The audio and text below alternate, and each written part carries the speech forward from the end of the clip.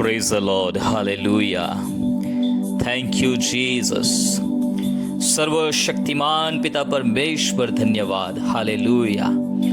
પ્રભુ ઈસુ ખ્રિસ્તના જીવંત પવિત્ર નામમાં આ સંદેશો સાંભળનાર દરેક વ્યક્તિને હાલેલુયા ક્ષેમ કુશળ થાવ. આજનું વચન આમોસ પ્રબોધકનું પુસ્તક તેનો 3 અધ્યાય અને બીજી કલમમાંથી લેવામાં આવ્યું છે. ત્યાં પ્રભુનું વચન આમોસ પ્રબોધક મારફતે ઇઝરાયેલ લોકો માટે આવ્યું. એ વચન એ છે કે પૃથ્વીની સર્વ પ્રજાઓમાંથી ફક્ત તમારી જ કાળજી મેં રાખી છે, માટે તમારા સર્વ અન્યાયની શિક્ષા હું તમને કરીશ. જુઓ, પ્રભુ આમોસ પ્રબોધક મારફતે ઇઝરાયેલ પ્રજાને, પરમેશ્વરની પસંદ કરેલી પ્રજાને એક સંદેશો મોકલે છે અને પ્રભુ જણાવે છે કે પૃથ્વીની સર્વ પ્રજાઓમાંથી, યસ, પૃથ્વી ઉપર ઘણી બધી મોટી દેશ જાતિઓ થઈ ગઈ, પણ એ સર્વમાંથી કે જે ફક્ત તમારી જ કાળજી મેં રાખી છે. શું ખરેખર ઈશ્વર પક્ષપાત કરે છે? ના, ઈશ્વર પક્ષપાત નથી કરતા, પરંતુ ઇઝરાયેલી પ્રજાને પસંદ કરીને ઇઝરાયેલી પ્રજા મારફતે પરમેશ્વર પૃથ્વી ઉપરના સર્વ કુળોને, દેશ જાતિઓને આશીર્વાદિત કરવા માંગતા હતા. અને એટલા માટે પૃથ્વીની સર્વ પ્રજાઓમાંથી પરમેશ્વરે ઇઝરાયેલી પ્રજાને પસંદ કરી લીધી. હાલેલુયા. અને જ્યારે પસંદગી આવે છે, જ્યારે આશીર્વાદો આવે છે, જ્યારે ઈશ્વર આપણી વધારે કાળજી લે છે, જ્યારે ઈશ્વર આપણને આધ્યાત્મિક અને આર્થિક આશીર્વાદોથી ભરપૂર કરે છે, જ્યારે આપણે આશીર્વાદિત થઈએ છીએ, ત્યારે બ્લેસિંગ્સ કમ્સ વિથ રિસ્પોન્સિબિલિટીઝ. આશીર્વાદો છે એ જવાબદારીઓ સાથે આવે છે. ઈશ્વર જ્યારે પણ આપણને કંઈક આપે છે તો એ આપવાની પાછળ ઈશ્વર એક જવાબદારી પણ આપણને આપતા હોય છે. ઇઝરાયેલી પ્રજાને પરમેશ્વરે પસંદ કરી, તેમને ગુલામીમાંથી છોડાવ્યા. તેમની આગળ પરમેશ્વરે એટલા બધા મોટા ચિહ્નો, ચમત્કારો અને અદ્ભુત કૃત્યો કર્યા. પરમેશ્વરે મોટા તથા બળવાન હાથો વડે તેઓને શત્રુઓના હાથોમાંથી છોડાવ્યા. પરમેશ્વરે દરેક રીતે તેમની કાળજી લીધી, તેમની જરૂરિયાતો પૂરી પાડી. પણ આ એક પ્રજા હતી જે બંડખોર પ્રજા હતી, એ આડી તથા ફિતુર પ્રજા હતી, વ્યભિચારી પ્રજા હતી. અને પરમેશ્વરે વારંવાર તેમને શિક્ષા કરી. વારંવાર પરમેશ્વર તેમને અન્યાયની શિક્ષા કરે છે અને પ્રભુ તેમનું શાસન આ પ્રજા ઉપર લાવે છે. એ એટલા માટે કેમ કે પરમેશ્વર તેમની વધારે કાળજી લઈ રહ્યા છે. પરમેશ્વર તેમને પ્રેમ કરે છે. પરમેશ્વરે તેમને આશીર્વાદો આપ્યા છે. પરમેશ્વરે તેમને અતિશય મૂલ્યવાન વચનો આપ્યા છે. ભક્તિભાવને લગતા સઘળા સાધનો આપ્યા છે જે બીજી પ્રજાને આપવામાં આવ્યા નથી.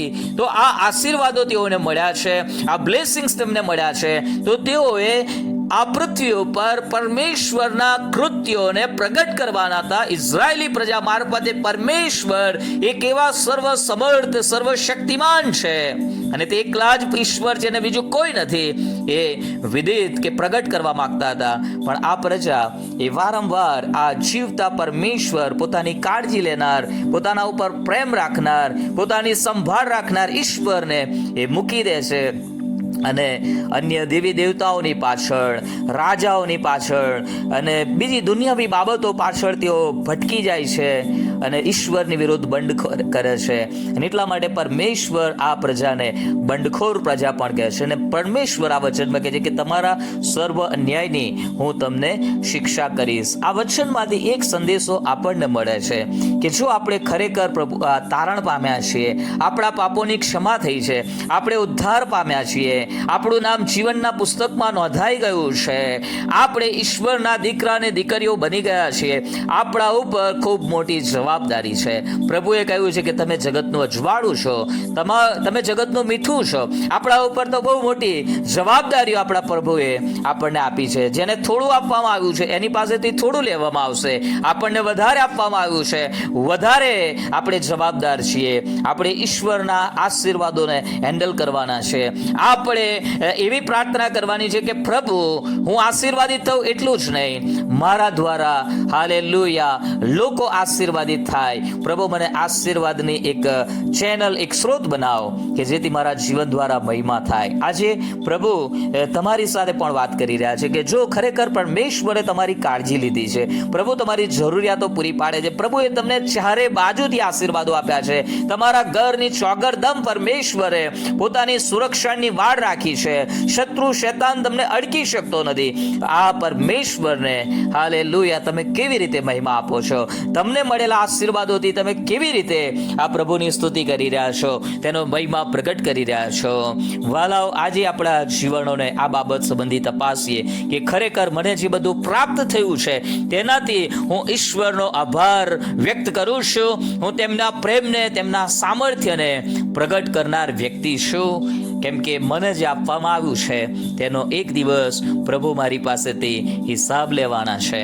અને જો આટલા બધા આશીર્વાદો પ્રાપ્ત કર્યા પછી પણ હું ભૂંડાઈના માર્ગે ચાલુ છું, અન્યાય કરું છું, ઈશ્વરને જાહેરમાં અપમાનિત થાય એવા કૃત્યો હું મારા જીવન દ્વારા કરી રહ્યો છું, તો આજે આપણે પાપનો પસ્તાવો કરવાની જરૂર છે. આપણે આપણું જીવન પ્રભુને સમર્પણ કરવાની જરૂર છે.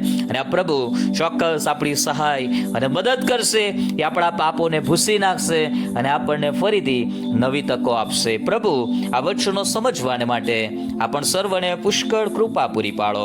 મે the lord richly bless you. પ્રભુ આપ સર્વને પુષ્કળ આશીર્વાદિત કરો. God bless.